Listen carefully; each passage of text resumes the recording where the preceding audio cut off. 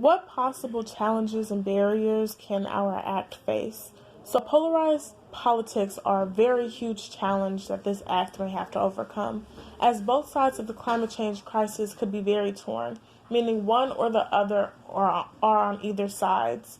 This causes making it impossible to reach a middle ground, and without middle ground, it's kind of hard to come to a solution to find out how to compete or fix this problem. Next is heavy industry lobbying. This is also a leading issue stopping climate change acts from being passed. This means that large companies and businesses who are great at influencing the fight against climate change can possibly cause their audience to become deniers of climate change, which affects our support on addressing this issue. Since these are large industries and large companies, this means their influence is just as large. And this affects the support that this act could get.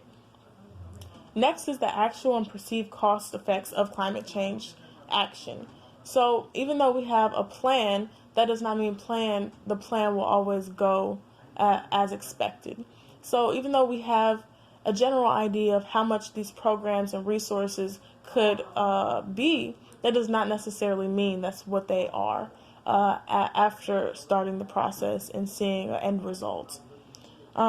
Next, there could be a lack in vocal constituency. So what individuals or companies are actually going to speak out on this cause and support us? We have to take into consideration that sometimes people's opinions or ideas may not go in favor. For example, only 59% of the globe actually support and believe in the idea of climate change.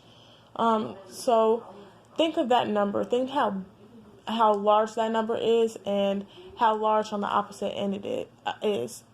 We have to have more people be educated so they can support this cause. Next, we'll be talking lack of investments in alternative energies. So if you're not familiar with alternative energies, these are things that we use that are renewable, things that we can continue using without using resources that we cannot get back.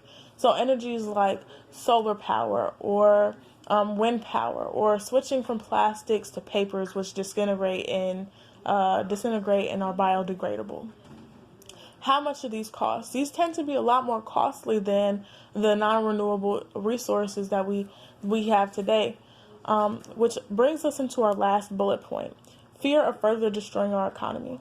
So considering that a lot of these resources could be costly, we have to think about how much these programs and resources may cost, considering the large number of people and resources we are going to need. Will this possibly drive our economy into a downfall? These are questions that we must ask ourselves, and challenges that could possibly threaten this act being followed through.